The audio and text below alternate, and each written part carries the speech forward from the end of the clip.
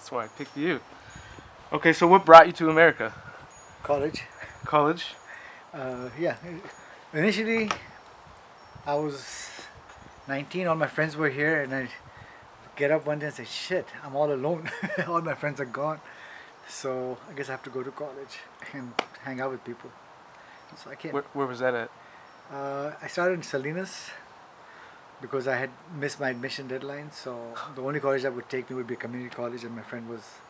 I had a friend in Hartnell College, Salinas. So So, alright. and then I went to Oregon after that, University of Oregon. Okay. What were your expectations of America? What I read in Archie comic books and and yeah, my expectations were mm, not realistic. At the same time, it kind of helped me um, because I thought so many things were, you know, it was a given, like what you see in movies and all like that. I took that as a US, so my expectations were what I saw on TV and movies and Archie comic books and So what were those expectations of just like? stuff. At that age, it was mostly how the girls were. It'll be easy to get dates, and it'll be fun to go out. Because in Pakistan, that wasn't. So there were social expectations. Social expectations were, yeah. What about economic expectations? Economic expectations, I wasn't concerned about those because when I came here, I was from a well-to-do family, and I had every desire to and expectation to go back home when I finished and work with the in the family business. So it didn't matter, but it was easy to like. My father was pretty strict about how much he gave me, so I had to get jobs and stuff myself. For anything extra, I had to work. But it was nice because it was actually better than I thought. It was easy to get jobs and easy. Like if you have a work ethic, it was really no problem making money. Okay. As far as assimilating to American culture, was that difficult for you? No, this country is probably the most welcoming country in the world. Huh. Yeah, as bad as a lot of people think it is, and of course we have issues. But when you travel all over, you go to Europe or Asia, anywhere, in Pakistan. So you felt like you fit in. You didn't really feel like I didn't have a problem at all. Only time I had a problem was I was always in university, college towns or something that was fine. But when I went, like when I was living in Oregon, Eugene was great, but there was a city like 5 miles away, Springfield. Mhm. And I went there for something, and you could feel it.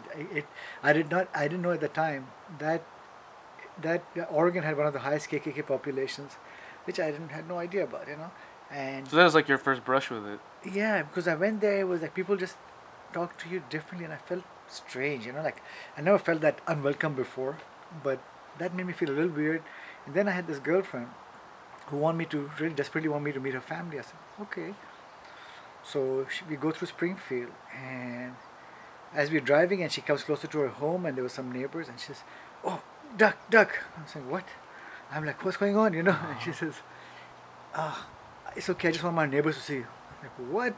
So I got back up. I said, "Listen, I'm not hiding from anybody. If you don't want me, I'll be going back, but I'm not gonna hide." She says, "Oh, I'm sorry. It's just that I know some people don't understand." And I said, "Then don't invite me, but I'm not gonna come here and hide." Because I thought somebody's shooting at me. What the hell's going on, duck. And the worst part was then we go to her house. I thought, I embarrassed this woman. So when I get to her house, her mother was this huge woman. Feeding the pigs. Her jeans were open. She could not even close. The zipper was open, and the button zipper, everything was wide open. I said, "You're embarrassed of me?" I mean, I was like shocked. Like how these people. And then I felt like really insulted. Then like you embarrassed of me looking at your family. But anyway, they turned out to be very nice people, and they accepted me, and they kept calling me. And after I broke up, kept wanting me to come and visit them. Not her, but the family. So did you go back to Pakistan and come back, or did you stay? I did go back, and when I graduated, I went back. I got married, and I had hoped to live there, but things had changed a lot. This is I came here in 1979, and 83 I had gone back, and by 1983, the governments had changed. A lot of stuff we had was nationalized or socialism. They're trying to bring socialism in. So financially, the family business was on the downturn. Who was president then? What is it, prime minister? And when I went there was Zia. He was a military dictator and a religious. He was funded by the Saudis. So he started bringing this religious stuff in 1980s. It was kind of the 1980s started. beginning of it. It was a beginning of this and was funded by the Saudis, which I had no idea at the time, but then it was just beginning, and he was slowly putting madrasas in, and all that was just starting. So that kind of like leads to the other question, which is, do you identify as a Muslim? Do I identify as a Muslim? I don't call myself a Muslim anymore, but do I identify because my family is Muslims, my community, everybody, I belong to that community, but I tell them everybody openly I'm not a Muslim, and some people tell me not to say that in certain areas because they will kill you or something, you know. But I can't worry about these things, and I identify as a Muslim. Culturally, I'm a Muslim, but as far as religious beliefs, I'm not a Muslim. I don't believe in religion. It's like me being a Jew. That's how I feel. Yeah. That's where I'm from, but I don't Yeah, buy in. exactly. It's like I don't buy into this whole thing. I don't buy into any religion. So like, what happened though? Like, because clearly when you're a kid, you're just told these things and you accept them, and then at some point you Yeah. realize that maybe this is bullshit. Yeah, my wife Humaira had always been, she was like very calm, but she knew I was religious at the time when we got married, and she never believed, and she just didn't say anything. But she always she let me do what I want, and I didn't interfere with her life. She didn't interfere with mine. She didn't say much, but she put doubt in my head, and then I started reading some books, and actually it was funny because my beliefs changed after I read the Quran, because somebody wrote a book, and they had mentioned that there are certain things in the Quran which are the women's rights and all that, and I know that when it came out, the Islam gave women a lot more rights than any other religion at the time. So this woman is talking about religious, the women's rights, and she's talking about female genital mutilation and all that as being part of religion, which I know it's not. Okay, so I was upset with this woman. I disagreed with a lot of stuff she wrote, and she was becoming very popular and famous, and a lot of people were reading that stuff, and I was a little disappointed that people are believing this stuff, which isn't true.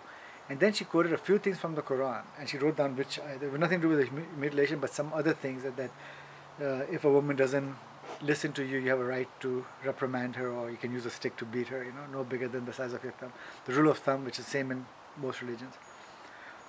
So I didn't believe that. I said Islam could never do that. But I read that part that she had mentioned, and when I saw that, I said, "That's it. If a religion can tell me to do something like this, that just kind of blew it for me." There's a lot of other things. I was already doubting a lot of things, but I had to read. When I reread the Quran with an open mind, that's not necessarily from God. It could be a man-made thing. Once I looked at that possibility, it didn't make sense to me. The whole book is written in such a way that I feel like you're talking to a child. You're threatening them. You better behave, or you're going to be punished. That didn't sit well with me. So then you had that realization at the same time, say like the Taliban was starting and radical Islam or was this? No. The Talibanization was so screwed up that I never went that way. This only happened to maybe 10 years ago. Oh, really? But yeah. I changed my religious views of maybe 7 to 10 years back. I can't remember exactly when. No, 7 years ago, something like that. Wow, so I so was recently. already an adult. Okay. But before that, I was not religious, but I was believing. I believed in that as a religion. But the Taliban and stuff like that, never. I mean, as a child, because we had a very... Well, I didn't mean like, did you agree with... I just meant like, being a person who isn't that way at all, then you had to also like, accept that that's a part of reality too and manage it, didn't you? Maybe, well, not living in America. No, but when you lived in Pakistan. Oh yeah, over there, how people adjust to that? Well, what was your relationship to radical Islam? Well, like your experience to it, like what you saw, how did it affect your life? What happened? Like when the Taliban started getting stronger and they started coming out. In the 80s. In the 80s, they would come out and they would shoot up Shia kids. I remember you told me a story about you going to a mosque. Yeah, I went on a vacation once from here. That was early 80s, 85 maybe, 86, I can't remember. And they usually fasting time. Ramadan is a very spiritual time. You just go and fast and pray and meditate. So it's very, calm time. And for us to see what happened there, it just didn't make sense. So I go for a visit, and then somebody said, "Oh my God, there's been shooting in one of the mosques that my family goes to." I'm like, "Really?" And I go there, and there were like 5 in the morning. People had gone there just to pray and start the fast, and these Taliban types jumped over the fence, put everybody against the wall, and shot them up, killed everybody, 22 people, and the kind of bullets they use. I mean, that's the first time I've seen anything like that. The holes in the walls because they just machine gun everybody. The holes were like so big inside the concrete walls, and you see the big chunks of concrete all gone, and so you can imagine these people are completely blown to pieces. I said, well, why so much hate? I mean, I couldn't understand that, and I saw a friend of mine who's a doctor, and he was like holding his head, and I'm like, I said, did you see the? Because when I went there, the bodies were covered up, so we couldn't see anything. So I talked to my friend. He says, yeah, they called me. I was the first guy here. He says, I've seen a lot of stuff. I've seen bad accidents. I've done all kinds of stuff, but I've never seen anything so horrible. He says they've shot people, but the kind of caliber of bullets they use. If you shot kids' the arms gone, the legs gone. So there are pieces of people like there. And he was he was throwing up. He was so sick, and he's a doctor. He's seen all kinds of stuff. Of course, later on in life, they've threatened him. They even came and put a gun to him and fired a few times, but he misfired. And he had a clinic where he was helping anybody who goes in who doesn't have money, or if you have money, you can contribute. If you don't have money, you don't have to pay anything. And he couldn't leave, and they kept threatening him, if you don't leave, we're going to kill you, because he was a Shia. And he administered to everybody. He didn't care who it was, Shia, Sunni, Christian, Muslim, Hindu. It doesn't matter. So he said, I can't leave. These people are counting on me. But they came, and when they finally shot him, and the gun misfired, that's when he finally stopped working, and he moved over here. Now he lives in Canada, but things are bad. Huh. So you can't really adjust to it. You can either fight it or run away from it. For you, is that like I'm American now? That's it. Like there's no way. For me, no, it's not that, because I was here for different reasons. I was here anyway. When I left my family and I came over and wanted to make a living, things had changed too much over there. The economy had really tanked, and I had changed a lot. So speaking of the economy tanking, there at that time in the mid '80s, early Mid '80s, yeah. Do you have like a greater understanding of why? I mean, well, was there Western intervention happening at the time that was affecting it? Nothing like that. Nothing like that. It was. Is there anything political that preceded it? The Pakistan was one of the fastest growing countries in the world from the 60s on till the 70s, early 70s, and then Bhutto took over, the new prime minister, under socialism. He just nationalized the banks, everything. And these are some of the best banks in the world who were doing extremely well, were suddenly stopped. All these foreign banks who would never make it there because we were so competitive there. Now, I've talked to bankers who went there after the fact, and they said, "Man, it's like shooting fish in a barrel," because they were so inefficient as government-run banks that anybody could come and open a bank and become, as long as they weren't run by the government, you made a lot of money. So that kind of opened the floodgates for international money to come in and affect the country? No, they just came and they started banking in Pakistan. Citibank came, Chase, and all these banks came, and they opened branches, and they just did really well, because everybody from Pakistan is needed to have a bank they can trust. So when you put in money in, you want to make sure that you take it out. No one trusted the national bank. Huh? After they socialized. No, nobody trusted the local banks, because I've been there. You go to a branch, you want to make a deposit, you stand in line and finally get a turn after a long wait, and they give you a token. And I said, "What's this token for?" They said, "You come back in 3 hours, and then you can put your money in."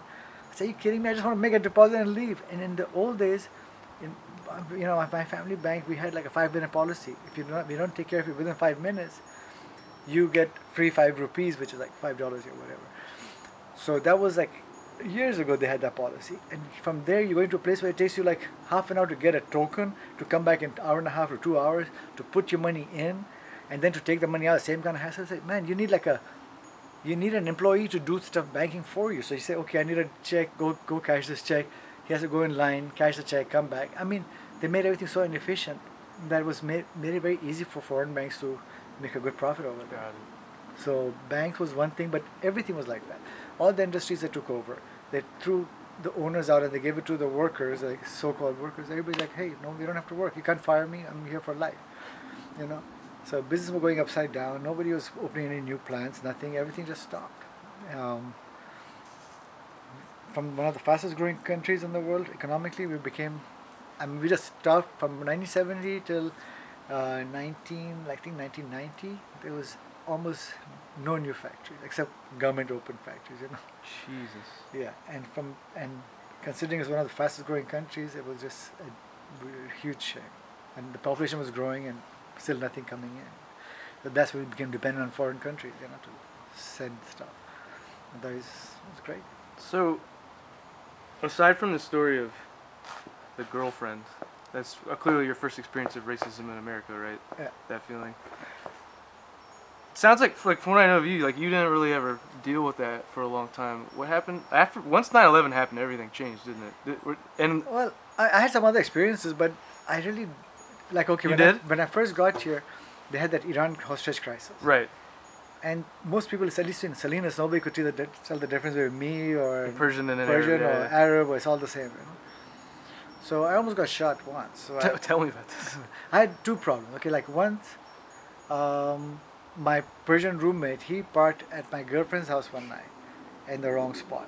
I used to go there all the time. I always parked in my own spot, but I didn't know what's going on. One day I was visiting her, and she comes home almost in tears. I said, "What's wrong?" I said, "Oh, nothing, nothing." I said, "No, tell me." Says, well, my neighbor says that you parked in his spot, and he told me off that your Persian boyfriend did this. So I said, "Oh, let me go talk to him." He says, "No, no, no, I don't want you talking to the guy." And I said, I don't want to talk to him. And I said, "No, no, no." You know, I said, "I promise you I won't hurt him. I just want to talk to him." Of course, I go there's a big guy, and I knocked on the door, talked to him. He comes out, and he just started being very belligerent. He started pointing his finger at me. "You park." I said, "Look, I've never parked here. I've always parked outside. So I don't know what your problem is, but whatever it is, you can go to the office and complain. You can call the cops, but don't you ever talk to my girlfriend like that again." He says, "I will talk to her what I want." He started pointing at me. I just had a red flash. I said, "Don't point at me." So he touched me and I slapped him and he fell down. He was a big guy, so I thought we were gonna have a fight. But I used to box. I wasn't really too scared. He gets up, and I was about to hit him, and the guy just starts. I said, "You just gonna sit there and shout?" What a waste of it. I just grabbed his fist and just get away from me, you know. And that was one experience. Another time, we were having a party, but a bunch of these Arab guys had invited us over, but Arabs, and my roommate was Persian, so there was all these brown people in this apartment, and there's music, and there's another party going. We're downstairs, and there's a party like diagonally across this, like 4 units upstairs, and there was like a bunch of, like I would say rednecks, because I don't know a better way of describing them. And they were having loud music, and they were all drinking and having some kind of party. And then suddenly there's a knock on the door. Boom, boom, boom. And like we open the door. Say, "You guys are Iranians, you know?" And my friend says, "Well, no, we're from." This guy was from Kuwait. So I'm from Kuwait, but same thing. He says, "Actually not, but you want to discuss it? Come on in, you know." So we invite them in. They come in. They talk to us about what's happening at their hostages and this and that. And pretty soon, everybody was drunk, so everybody started laughing and joking. But it was cool after a while, you know. Then they went away. And I was getting bored. Like after some time, I said, "Okay, I'm going to take off." I was the first one to come out. I come out. There's a cop confront with guns drawn. I'm like, whoa, you know. And the cop says, "Okay, stay there and move away. You know, be careful, and just walk away." I said, "Okay." I walked away. I was, "What's going on?" They said these guys were standing there with a gun, waiting for the next guy to come out. They were going to shoot somebody, and the other neighbor saw him. Said these guys are waiting with guns. I don't know what they're waiting for. And then they said we're waiting for these guys to come out. We're going to kill them. And I was the next guy out, but luckily the cops were there before me, so they stopped him. But, Wow. yeah, that was the only other experience. But aside from that, I mean, you know, really I've had no issues. So, but then the advent of Islamophobia in America, You know, we're lucky we live where we do. as in the Bay. In the Bay Area, because I hear of things and I've traveled and outside this area, and sometimes you feel a little uncomfortable, you know. But here, God, if anything, people have come to me concerned about me and asking, "Is everything okay? Does anybody bother you?" And nobody's bothered me, you know. Like I had like a couple of incidents, like at the court, somebody like when this 9/11 happened, and some of these people were really angry, and they were talking, and I'd walk in, everybody come quiet, and I'm saying, well, what's going on? Like, well, they kill all these Americans over there, blah blah blah, and and what do you think? I'm saying, and they said there could be terrorists anywhere. I said, wow. And I says, and this guy wasn't saying anything, but then he suddenly started getting very angry about the whole thing. He says, if I knew who was doing this, I would kill him. I said, wow. So you're saying that I could be a terrorist? He says, well, are you? If you are, I said, see, I could be. He says, and he was getting more and more angry, and everybody's watching what's going on. I'm saying, he said, well, if you're one of those guys, I'll kill you myself, And he was like an ex-Marine or something. He was an older guy. And I said, well, you don't know, right? I could be a terrorist. You don't know. And he says, well, are you? I said, I'm going to tell you. Well, so I was getting more and more worked up. And then I turned around and said, and you could be one. Because they're saying that these guys are sleeper sluts. Anybody could be a terrorist. So you want to start turning and shooting each other? What the fuck do you want to do, And everybody's like, are you crazy, man? You're really provoking this guy? I said, I'm not going to sit there and take this crap. That just because I'm from where I am, that I have to... they've killed more of my people than anybody. They've killed more Shias. These guys think of Shias, and they're right there. So they kill us by the dozens and every day. And you escape that to come here, and you're ready to fight these guys. And people over here want to kill you because they think they don't see the difference. They don't want to know the difference. They just know, well, those people. And that's a big problem. And there's a few people here who talked to me openly about it. They said, okay, yeah, this happens, and they had this kind of prejudice against me or people, but they wouldn't show it.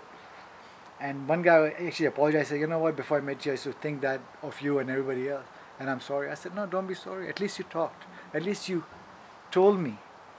And can you imagine how people out there just holding on to these thoughts without talking to me? So I said, that's really uncomfortable. But you know what? Everybody's been good to me, so I really can't complain. And somebody has that problem, they're hurting themselves because they're living with it. I don't even have to deal with it because I don't, they're not saying anything to me. They're just sitting there holding on to hate, and they're hurting themselves. They don't hurt me. That is absolutely true. Well, then, so based on that, let's flip it the other way. How do you feel about politically and militaristically and economically this country, America, relationship to the Middle East, especially like in the last 10 years? Well, it's not just 10 years. This thing has been going on. It's a 50-year thing. So, yeah, 100-year. Yeah, it's just since Britain, right? Since Britain colonized Britain India. colonized, and okay, all that is fine. The worst thing that's happened is the worst thing that's happened is when they discovered oil over there. And when was that? It was a long time ago. Right? Yeah, I can't. When you say there, you just mean in the region. The region, like so when Saudi Arabia, I think in the 30s or something, the British went and they started British Petroleum, and then the Americans wanted to come over and talk to them, and they made the deal with them that they'll defend them no matter what, and they made the Saudis. The Saudis. That's still in place, right? Yeah, and that's still in place, and in exchange for what? So we'll get your oil, and we'll take it out for you, and all that. And we'll put the infrastructure in for you. So what they do, the oil money comes in, and they get it back for the infrastructure that they're putting in, the water desalination plants, the Halliburton goes in, all the construction has to be American. So that was a deal they made, that we'll do this for you. In turn, you got to go through our companies. So the money goes there, and then it comes back to this. So like the money goes in from the country as a whole to these people, and it comes back to these corporations that, in my view, very corrupt. And second thing is they made a deal with them to have all the dealings of oil in dollars. Now what that does is makes the US currency worth something no matter what. We don't have to produce anything. We don't produce anything. It's coming from China. And yet our economy is one of the strongest in the world. Why? All we do is service each other. Like everything is a service job. There's no production. So the economy that way should be corrupt and nothing there. But the dollar, the power of the mighty dollar, because you cannot buy oil unless you deal in dollars. That's something that as soon as somebody tries to change that, we have suddenly find out we have to give them freedom. Didn't Gaddafi want to create his own currency in the Middle East? Gaddafi wanted to deal instead of dollars, he wanted to deal in gold, and he is one of the richest. gold gold-rich Do you countries in think the that's world. why America really was I opposed? believe that's because who cared about Gaddafi before? He threatened, he blew up, he did all kinds of crap. Nobody did anything. He hung out in America. He used to go As to Studio 54. nobody had a problem Yeah. and they threatened and the war of words, but nothing really happened. The only time they went after him was when he said, "I'm going to change the currency to I'll deal in gold instead of dollars." And suddenly we found that the guy is really a danger to this to our national interest, and he was gone. And the same happened anywhere. Anybody started to do that, they have had same kind of like Saddam Hussein wanted to do the same thing. He was wanted to deal in euros, and Iraq disappeared. I mean, those poor people are suffering because of something very simple. I mean, I think there's more to it, but that was one of the very strong reasons why the U.S. can't allow anybody to deal in anything but dollars, because our whole structure would collapse. The dollar becomes a piece of paper. Right now, it's a piece of paper that has a lot of value because everybody needs it. Everybody wants it. And we can print as much as we need. Wow. So that's got a value for doing nothing. So in your opinion, our involvement is absolutely about securing an economic foothold. Economic It's foothold, imperialism, right? it's imperialism, and sadly, most of the people don't not part of it. But you talk about there are certain companies out there, some certain big corporations, who need that control, who need to control that part of the world, and for those people, the population is dying. It's not. If the people over here knew what they were fighting for and they had a choice, they would never go to war. That's why the suicide rate for veterans is so high. Because they can't. Well, there's a lot of reasons. I mean, most of them the suicide because this is killing people, and if you're fighting for a cause that you believe in, you don't see the Taliban's killing themselves. I mean, they except blowing themselves up. That's not. I mean, they don't have suicide problems and all that. Because I'm sure they have. Because they believe what they're doing. Because they truly believe in what they're doing. I mean, as sad as it is, it's I'm totally against, but they believe in it.